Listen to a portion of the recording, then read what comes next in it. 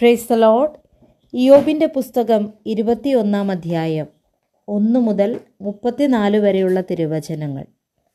അതിന് ഇയ്യോബ് ഉത്തരം പറഞ്ഞതെന്തെന്നാൽ, എൻ്റെ വാക്ക് ശ്രദ്ധയോടെ കേൾപ്പിൻ, അത് നിങ്ങൾക്ക് ആശ്വാസമായിരിക്കട്ടെ.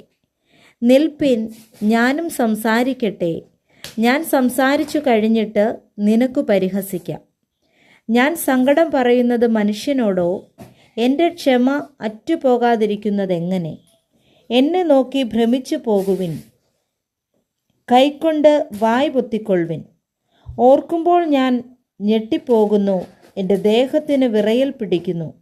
ദുഷ്ടന്മാർ ജീവിച്ചിരുന്ന് വാർദ്ധക്യം പ്രാപിക്കുകയും അവർക്ക് ബലം വർദ്ധിക്കുകയും ചെയ്യുന്നത് എന്ത്? അവരുടെ സന്താനം അവരോട് കൂടെ അവരുടെ മുമ്പിലും അവരുടെ വംശം അവർ കാണുകയും ഉറച്ചു നിൽക്കുന്നു. അവരുടെ വീടുകൾ ഭയം കൂടാതെ സുഖമായിരിക്കുന്നു. ദൈവത്തിൻ്റെ വടി അവരുടെ മേൽ വരുന്നതുമില്ല. അവരുടെ കാള ഇണചേരുന്നു, നിഷ്ഫലമാകുന്നില്ല. അവരുടെ പശു കിടാവിടുന്നു, കരുവഴിയുന്നതുമില്ല. അവർ കുഞ്ഞുങ്ങളെ ആട്ടിൻകൂട്ടത്തെ പോലെ പുറത്തയക്കുന്നു. അവരുടെ പൈതങ്ങൾ നൃത്തം ചെയ്യുന്നു. അവർ തപ്പോടും കിന്നരത്തോടും കൂടെ പാടുന്നു, കുഴലിൻ്റെ നാദത്തിങ്കൽ സന്തോഷിക്കുന്നു. അവർ സുഖമായി നാൾ കഴിക്കുന്നു, മാത്ര കൊണ്ട് പാതാളത്തിലേക്ക് ഇറങ്ങുന്നു. അവർ ദൈവത്തോട്, ഞങ്ങളെ വിട്ടുപോക, നിന്റെ വഴികളെ അറിവാൻ ഞങ്ങൾ ആഗ്രഹിക്കുന്നില്ല. ഞങ്ങൾ സർവശക്തനെ സേവിപ്പാൻ അവനാർ? അവനോട് പ്രാർത്ഥിച്ചാൽ എന്തു പ്രയോജനം എന്നു പറയുന്നു. എന്നാൽ അവരുടെ ഭാഗ്യം അവർക്ക് കൈവശമല്ല. ദുഷ്ടന്മാരുടെ ആലോചന എന്നോട് അകന്നിരിക്കുന്നു. ദുഷ്ടന്മാരുടെ വിളക്ക് കെട്ടുപോകുന്നതും അവർക്ക് ആപത്ത് വരുന്നതും ദൈവം കോപത്തിൽ കഷ്ടങ്ങളെ വിഭാഗിച്ചു കൊടുക്കുന്നതും എത്ര പ്രാവശ്യം. അവർ കാറ്റിനു മുമ്പിൽ താളടി പോലെയും കൊടുങ്കാറ്റ് പറപ്പിക്കുന്ന പതിർ പോലെയും ആകുന്നു. ദൈവം അവൻ്റെ അകൃത്യം അവൻ്റെ മക്കൾക്കായി സംഗ്രഹിച്ചു വയ്ക്കുന്നു. അവനത് അനുഭവിക്കേണ്ടതിന് അവനു തന്നെ പകരം കൊടുക്കട്ടെ. അവൻ്റെ സ്വന്തം കണ്ണ് അവൻ്റെ നാശം കാണട്ടെ.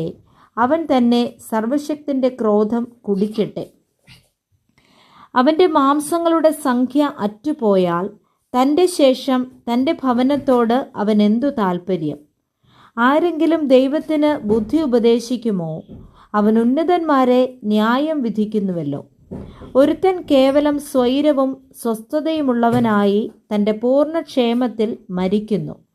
അവൻ്റെ തൊട്ടികൾ പാലുകൊണ്ട് നിറഞ്ഞിരിക്കുന്നു. അവൻ്റെ അസ്ഥികളിലെ മജ്ജ അയഞ്ഞിരിക്കുന്നു.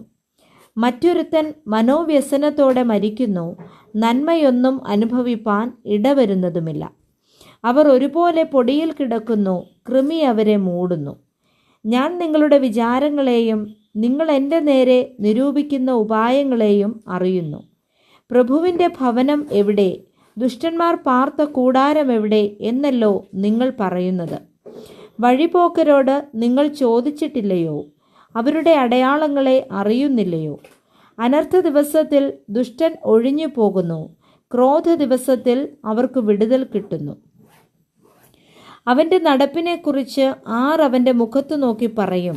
അവൻ ചെയ്തതിനു തക്കവണ്ണം ആർ അവന് പകരം വീട്ടും? എന്നാലും അവനെ ശ്മശാനത്തിലേക്ക് കൊണ്ടുപോകുന്നു. അവൻ കല്ലറയ്ക്കൽ കാവൽ നിൽക്കുന്നു. താഴ്വരയിലെ കട്ട അവന് മധുരമായിരിക്കും. അവൻ്റെ പിന്നാലെ സകല മനുഷ്യരും ചെല്ലും. അവന് മുമ്പേ പോയവർക്ക് എണ്ണമില്ല. നിങ്ങൾ വൃഥ എന്നെ ആശ്വസിപ്പിക്കുന്നത് എങ്ങനെ? നിങ്ങളുടെ ഉത്തരങ്ങളിൽ കപടമുണ്ടല്ലോ. Praise the Lord. വായിച്ച വേദഭാഗങ്ങളാൽ കർത്താവ് നമ്മെ സമൃദ്ധമായി അനുഗ്രഹിക്കുമാറാകട്ടെ. ആമേൻ.